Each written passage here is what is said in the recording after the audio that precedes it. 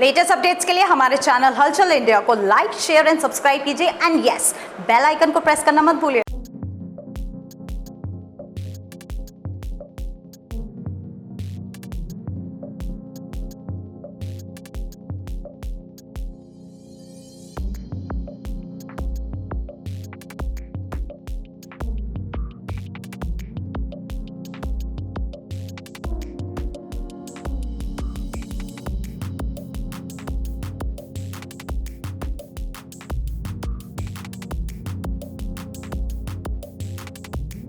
अंग्रेजों के जमाने से चले आ रहे कानूनों का आज नए भारत ने अंत कर दिया है और जो नए भारत के नए कानून आए हैं उनको आज हापुड़ के सभी कोतवाली क्षेत्र में, थाने क्षेत्र में सभी सर्वसम्मानित लोगों को यहाँ पर पेश किया गया है। बताया गया है किस तरह से नए भारत के नए कानून आए हैं। और जगबीर दिखाइए कि सामने की साइड ये बैनर्स लग रहे हैं। अब जो नए भारत के नए कानून हैं ये पोस्टर्स के द्वारा तो बताए ही जा रहे हैं, साथ ही साथ समाज के सर्वसम्मानित लोगों को यहाँ पर बुलाकर उनको बताया भी गया है। तो सबसे पहले नए भारत के नए कानून में देख सकते हैं महिलाओं के प्रति अपराध पर अब नहीं होगा कोई समझौता। गैंग रेप के मामले में अब कम से कम 20 साल की सजा या आजीवन कारावास है। और देख सकते हैं नीचे की साइड झूठे वादे या पहचान छुपाकर यौन संबंध बनाना अब अपराध की श्रेणी में भी शामिल होगा। 18 वर्ष से कम आयु की बच्चियों के लिए मामले में आजीवन कारावास या मृत्यु दंड भी है। और गैंग रेप की बात की जाए तो गैंग रेप में पहले कारावास थी और अब मृत्यु दंड का भी यहाँ पर कर दिया गया है। कानून के मृत्यु दंड भी हो सकता है। और नए भारत के नए कानून में देख सकते हैं संगठित अपराध के खिलाफ सख्त कदम, संगठित अपराध के खिलाफ नई दांडिक धारा जोड़ी गई हैं। सिंडिकेट की विधि विरुद्ध गतिविधियों को बनाया गया है, दंडनीय है। भारत की एकता और अखंडता के खिलाफ कृत्य नए प्रावधानों में शामिल हैं और सशस्त्र विद्रोह, विध्वंसक कृत्य एवं अलगाववादी गतिविधियां भी हुई शामिल इसमें। तो बड़ी यहाँ पर आज की जो अपडेट है यही है। और कानूनी प्रक्रिया हुई तेज, नियमों के हुआ सुधार। अपराध की सूचना प्राप्त होते ही घटनास्थल पर विचार किए गए बिना दर्ज करनी होगी 0 FIR। तो ये बड़ी चीजें हैं यहाँ पर। और एक बड़ी अपडेट इस कानून में, नए कानून में ये भी है कि जहां पर आपके साथ मान लीजिए मेरठ में आपके साथ कोई अपराध हुआ है, कोई घटना हुई है, तो मेरठ में ही आपको FIR करानी होती थी। अगर आप हापुड़ के रहने वाले हैं और हापुड़ में आकर उस घटना या उस हादसे की यहाँ पर आप तहरीर दे रहे हैं, FIR करा रहे हैं, तो यहाँ पर आपकी FIR नहीं होती थी और कह दिया जाता था कि आपके साथ हादसा या घटना जो मेरठ में हुई है तो आपको वहीं पर ही FIR करानी होगी। हापुड़ कप्तान अभिषेक वर्मा ने बिल्कुल यही साफ किया है कि अब ऐसा नहीं होगा। नए भारत के नए कानून में ऐसा नहीं होगा और लोगों को सुविधाएं मिलेंगी। भारत के नए कानून में क्या कुछ नया बदलाव हुआ है? देखिए, आज 1 जुलाई से भारत में नए क्रिमिनल कोड लागू हो गए हैं।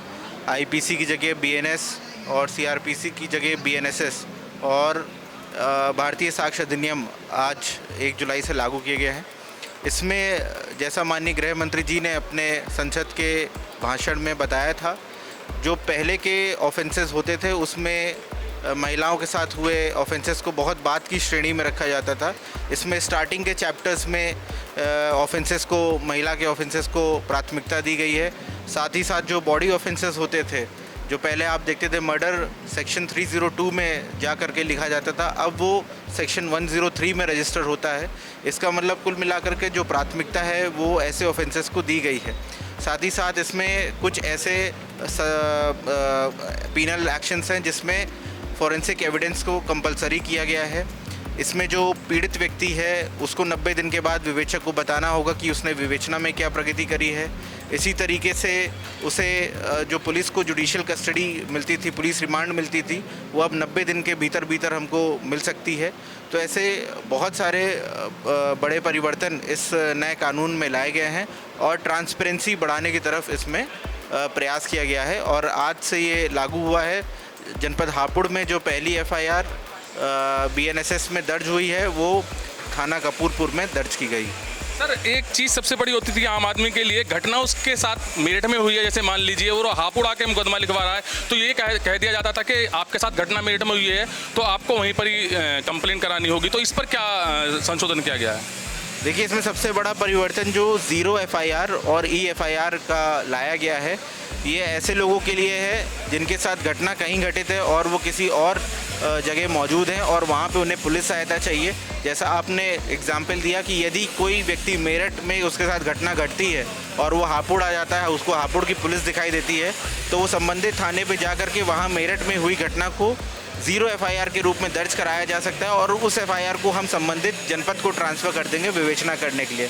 इसी तरीके से EFIR का कंसेप्ट है इसमें, जिसमें आपने कोई ऑनलाइन माध्यम से कंप्लेंट पुलिस को भेजी, चाहे वो व्हाट्सएप हो, चाहे वो ईमेल के माध्यम से हो, 3 दिन के बाद आप उसको जब आकर के थाने में हस्ताक्षर करते हैं उस कंप्लेंट पे, तो उसको हम FIR के रूप में दर्ज कर सकते हैं। सर, गैंग रेप और रेप के मामले बहुत ज़्यादा आ रहे हैं, इसमें क्या कुछ कठिन बढ़ाया गया है? देखिए, गैंग रेप के प्रकरणों में पहले मौत की सज़ा का प्रावधान नहीं था। इस बार मौत की सज़ा का प्रावधान इसमें दिया गया है। साथ ही साथ इसमें विक्टिम जो है उसका मेडिकल कराने के लिए बाध्य किया गया है। मेडिकल डिपार्टमेंट को भी 24 घंटे के अंतर्गत उसका मेडिकल सहायता उसको दी जानी है और जितना भी मेडिकल की भी जो कागजी कार्रवाई है वो ऑनलाइन माध्यम से इसमें की जाएगी।